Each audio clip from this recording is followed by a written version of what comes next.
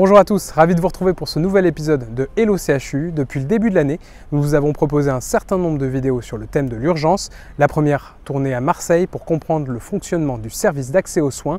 La deuxième, plus spectaculaire, tournée au sein du dôme Sens du CHU de Toulouse, qui accueille les professionnels de l'urgence et les forme aux situations sanitaires exceptionnelles comme une fusillade ou une attaque chimique. Des vidéos que vous pouvez évidemment retrouver sur cette chaîne YouTube.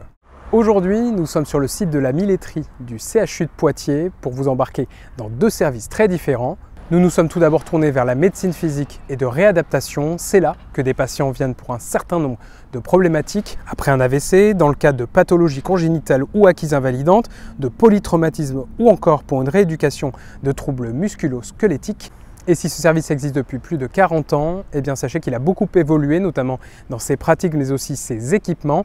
Le dernier en date, l'exosquelette Atalante. Celui-ci permet à un certain nombre de patients en fauteuil atteints de paraplégie ou tétraplégie ou qui ont été touchés par un AVC de mieux se relever. Et vous allez le voir, dans le domaine de la rééducation, ce dispositif change la donne. Allez, encore. Tu tiens le coup, tu restes bien redressé. On va s'arrêter, ouais.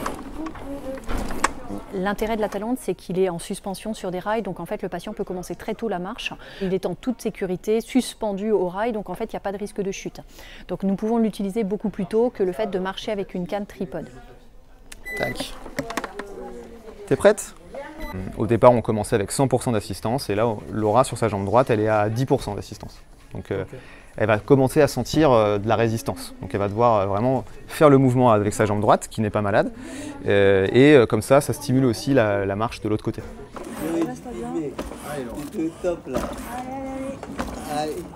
Seconde proposition, nous vous emmenons à la rencontre d'un métier très peu connu mais pourtant essentiel, c'est les infirmiers coordinateurs de prélèvement d'organes. Entre la gestion de prélèvement d'organes, le recensement des patients en coma grave et le prélèvement de cornée post-mortem, sans oublier évidemment leur rôle d'informateur sur le don d'organes et d'accompagnateur des familles en deuil. Bref, vous l'avez compris, les infirmiers coordinateurs sont vraiment sur tous les fronts.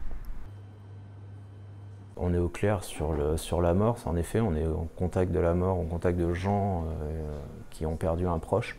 Après, moi, ma façon de voir les choses, c'est j'y suis pour rien si les gens décèdent. Mais par contre, on peut les aider à proposer quelque chose après la mort. Moi, en fait, ce que j'arrive à me protéger, je pense que c'est parce que je vois la finalité du don, en fait. Moi, à quoi on pense au receveur, tout simplement. Donc oui, il y a une personne qui est en deuil, oui, c'est difficile pour cette personne, mais si la personne donne, au bout du compte, c'est quand même super beau parce qu'il y a des gens qui vont être sauvés grâce à ça.